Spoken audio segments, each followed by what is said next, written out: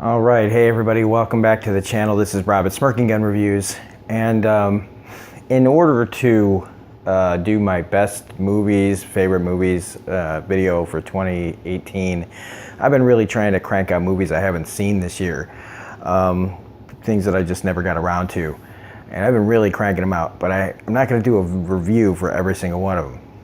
But after watching Black Mirror tonight, I was looking through Amazon and found out Hereditary is on Amazon Prime. And I've already had this movie spoiled for me. And I said I wasn't going to see it after that, because after having it described to me in pretty good detail, I was like, I don't need to see this. But the temptation to watch it, since it's on Amazon for free, or with my subscription, the temptation was a little too great. And I needed to see it for myself. Why? I couldn't tell you. I have a lot to say about this movie. That's why this is not gonna be on my favorites of the year. I don't know why anybody, if they knew going in what I knew, would ever want to see this movie, except for 3 reasons. One, you're John or Jane Public, who saw the trailer and, likes Toni Collette or something, and was like, oh, you know what, that's probably going to be one of those kind of scary movies we can put our arms around each other and be like, ooh, and it's safe and it'll be fine. And so you kind of go in not really knowing what you're getting into, but you're like, oh, that's kind of a scary movie, Silence of the Lambs, maybe, I don't know. 2, you are a real film, like not film buff, but you, on a technical level, you go see everything and just to appreciate it on its like qualities as a film, like how well the script is, or the cinematography, or just the craft of how they present the story, or the acting. You're really into it to study it as a film. Not really as even entertainment, you're just doing more work. Or 3, you really, really like to wallow in human misery. Because this is not entertaining for me. This is where we get to how I feel about this. I can't agree that on a technical level, this is a very, very good movie. As far as acting and the way they shot it, and it is way better than a movie like this usually is. Movies like this don't get made anymore. Scary movies are almost always trash in a lot of ways. We are seeing a resurgence of movies that feel like they were made in the 70s and like the 60s, and like movies that like Italian directors like Argento and stuff made. It is kind of coming back, that kind of movie. And I really wish they weren't, because I'm not a big fan of hopeless horror. If you like it, if you like that kind of thing, fine. I had somebody, after doing The Haunting of Hill House, mention this movie, that I should check it out if I like scary stuff. And there's a difference, though. The Haunting of Hill House is how I like things. It's me being safe, me being less of a cynic and less of a pessimist or whatever. This is what I don't like, is those hopeless scenarios. Real evil, but not, this isn't real, okay? If this was how, like if this kind of thing could happen, okay? Like Cabin in the Woods, at the end of Cabin in the Woods, you find out, spoiler alert, okay, that this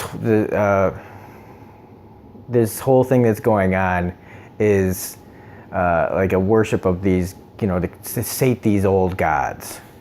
And at the end, it's basically like, well, if this is what it takes to keep the world spinning, then maybe the world needs to end. And that's how I feel like if this kind of thing in this movie were real. If this is what people are willing to do for their wealth, and people are willing to worship this kind of evil like in this way, and do the things that they do in this movie to get what they want done, then this world really is not just circling the bowl, but we're flushed. Because the evil in this kind of movie and other movies like it, it proves to me that I'm not as big a pessimist or a cynic, or not full of some hope in the world, because that's how this movie made me feel. This movie is just drenched in hopeless depression. I don't feel good after watching this. I never need to see this movie again. Like I said, if I think about it on a technical film level, this movie is a really great movie. I just can't do it. I can't believe I sat through all 2 hours of this. It's 2 hours of just unrelenting, growing misery. And it is scary. I will say that. It is scary. But not the kind of scary that leaves me like leaving the theater like, wow, that was good. I am so glad I saw that. And it's not even the kind of sad, like, if you like when you go see a movie like Titanic and you leave and you're a little sad and you're like, oh, that was so sad, but but you kind of feel okay too. This isn't that. This is like going to a funeral and then it turning into like a fucking Satan worshiping ritual, and everything just turns into blood and screaming. It's like you already were sad and now you feel worse. It is, I can't even, like, I don't need this kind of movie. If you are not in a good place mentally, emotionally, don't watch this movie. This will not help in any way. So if you got somebody that tells you, hey, come on, we're going to watch Hereditary, and you are in a bad place, you tell them no. Because after seeing this, I need to watch something like so far at the other end of the spectrum, that like something so cheery and so sweet, and just that I get diabetes from watching it.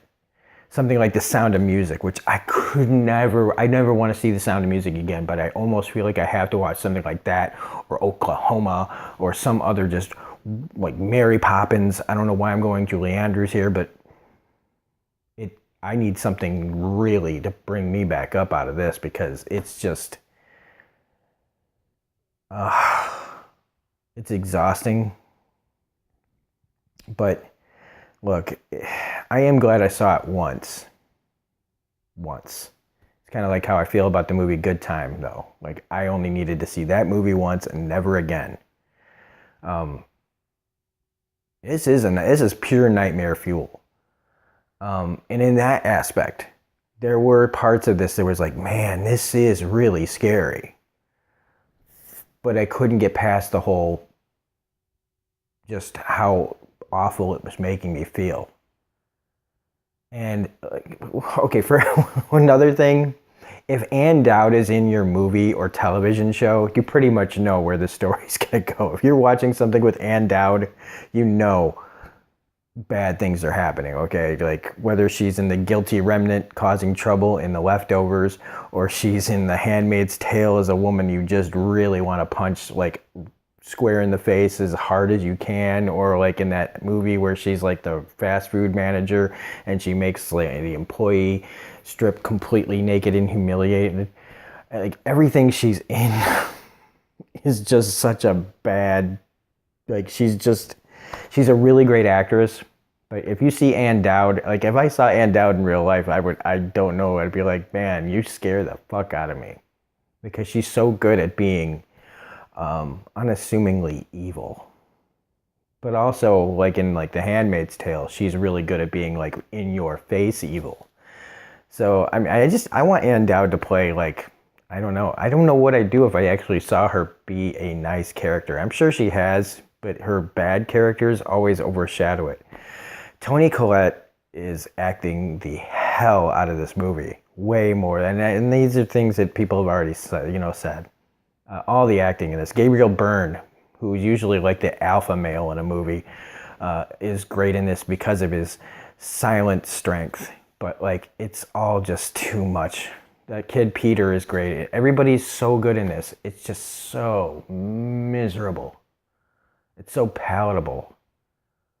So on a technical level, like I said, I can see why this would make people's top 10 best movies. If you're talking about best movies, how they're made and acted and stuff like that, this, yeah.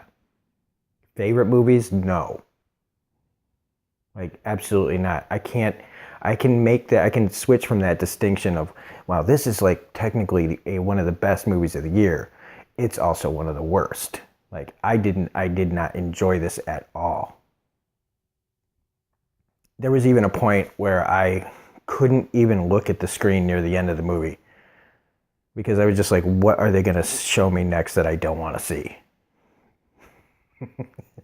Like, I just felt so awful. And I probably, that's probably all I really need to say about this. I hope that that's enough of a recommendation. I don't recommend this movie. I don't. I can't. In all good conscience, I can't. Is it scary? Yes. Will it make you feel good? No. Will you be glad you watched it? Probably not. If you do enjoy this, if you are entertained, me personally telling you, I worry for you. Because even though it's just a movie and it's fiction, I don't know what the point of this is. I don't know what the point of this kind of movie is, except to just make you feel like shit. And I don't go to the movies or sit here and work all day and then come home to feel like shit watching something. So that's my 2 cents on Hereditary.